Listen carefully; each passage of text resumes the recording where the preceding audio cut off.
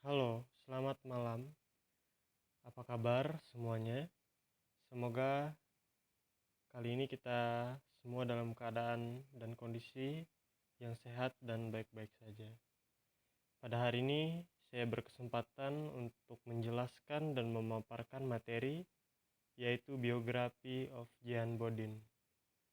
Sebelumnya, perkenalkan, saya Mixel Theo Markus dari Universitas Palangkaraya, Fakultas Keguruan dan Ilmu Pendidikan, jurusan Pendidikan IPS, dan dari program studi Pendidikan Pancasila dan Kewarganegaraan. Tugas ini dibuat untuk memenuhi mata kuliah Filsafat Politik dan Filsafat Pancasila. Jean Bodin lahir pada tahun 1540 dan meninggal pada tahun 1596. Mari kita mulai biografi ilmuwan politik ini. Yang pertama, tentang Jean Bodin. Jean Bodin lahir pada tahun 1530 dan meninggal pada tahun 1596. Adalah orang Prancis dan filosofi politik. Anggota dari parlemen di Paris dan profesor hukum di Toulouse. Ia terkenal dengan teori kedaulatan rakyat yang dibuatnya, juga seorang penulis yang berpengaruh pada demonologi. Sebelum itu kita akan membahas yaitu pengertian kedaulatan. Kedaulatan dalam Kamus Besar Bahasa Indonesia KBBI, yakni memiliki kata dasar daulat. Daulat artinya kekuasaan, pemerintahan. Menurut Jean Bodin, terdapat 4 sifat kedaulatan. Untuk memahami lebih lanjut, berikut ini sifat kedaulatan menurut Jean Bodin. Tapi sebelum kita membahas tentang sifat kedaulatan menurut Jean Bodin, kita akan mengenal lebih dalam siapakah Jean Bodin. Jean Bodin merupakan seorang filsuf humanis dan ahli hukum.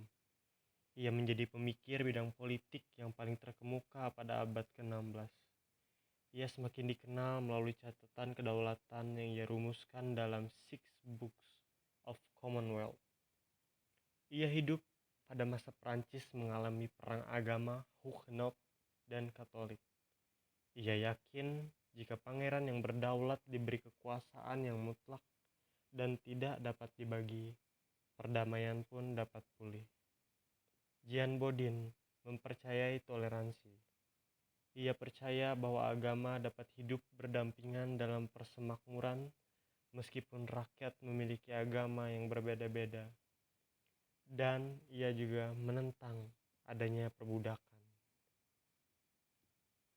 Selanjutnya kita akan membahas tentang sifat kedaulatan menurut Jean Bodin.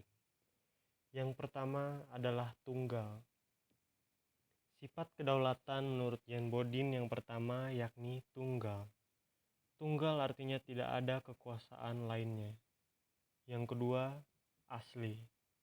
Sifat kedaulatan menurut Jean Bodin berikutnya adalah asli.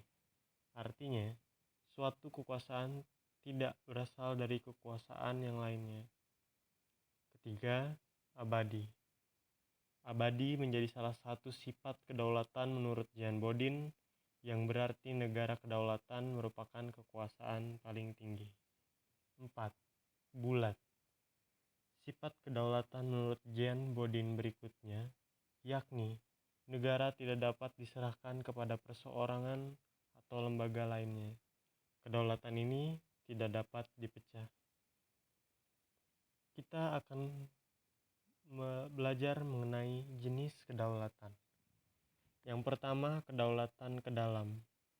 Kedaulatan ke dalam yakni kekuasaan tertinggi ada pada negara untuk mengatur fungsinya. Pemerintah berhak mengatur adanya lembaga negara untuk melaksanakan urusan pemerintahan terhadap rakyatnya dan negara lain tidak dapat ikut campur. Kedaulatan ke dalam dapat dilaksanakan dengan membentuk peraturan agar rakyat dan penguasa tunduk dalam aturan tersebut. Yang kedua, kedaulatan keluar. Sedangkan yang dimaksud dengan kedaulatan keluar adalah kekuasaan tertinggi negara untuk menjalin hubungan dengan wilayah negara lain. Hal ini dilaksanakan demi kepentingannya dan juga negara hadir sebagai subjek hukum internasional. Selanjutnya kita akan mengenal yaitu 5 teori kedaulatan. Yang pertama adalah teori kedaulatan Tuhan. Teori kedaulatan Tuhan muncul atas kepercayaan adanya Tuhan yang memegang kekuasaan tertinggi. Berkaitan dalam praktik tata negara, pemerintah negara hendaknya merupakan implementasi kehendak Tuhan. Jimmy Aksidike menyampaikan, terdapat berbagai persoalan dalam praktik penerapan perkembangan dari teori kedaulatan Tuhan. Contohnya, agama dan tan menjadi sangat mudah digunakan untuk melegitimasi kekuasaan. Teori kedaulatan raja. Teori kedaulatan raja merupakan teori yang menyampaikan bahwa raja hadir sebagai pemegang kekuasaan tertinggi.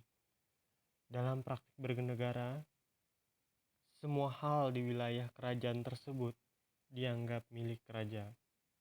Apapun yang diperintahkan oleh raja menjadi hukum itu sendiri. Raja bebas menentukan apapun dan menghukum siapapun. Contohnya yakni Louis. Pada masa pemerintahannya pernah berkata, I touches moi, artinya negara adalah saya. Lalu teori kedaulatan negara.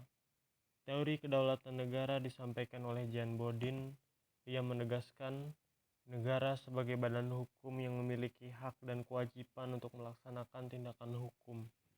Jean Bodin yang menyampaikan manusia sebagai anggota masyarakat dan negara sebagai pemegang kekuasaan tertinggi yang menciptakan hukum.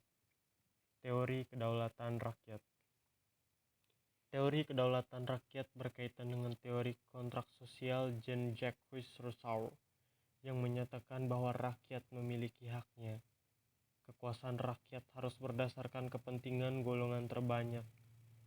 Jim Lee Ashik-Hui menyampaikan teori kedaulatan di atas anggap terlalu murni. Jim Lee menegaskan, keputusan terbanyak tidak berarti keputusan yang benar. Teori tersebut pun berkembang menjadi demokrasi. Demokrasi adalah kekuasaan tertinggi berada di tangan rakyat, dari rakyat, dan untuk rakyat, serta diselenggarakan oleh rakyat. Lalu, ada teori kedaulatan hukum. Teori kedaulatan hukum menempatkan hukum sebagai penguasa tertinggi suatu negara. Artinya negara tersebut ditentukan oleh aturan atau hukum. Semua orang dalam negara tersebut diwajibkan tunduk kepada hukum. Teori kedaulatan hukum ini digambarkan menurut tradisi Anglo Amerika sebagai the rule of law, not of a man, yang artinya pemerintahan itu oleh hukum, bukan oleh seorang, kepemimpinan oleh sistem, dan juga bukan oleh orang per orang.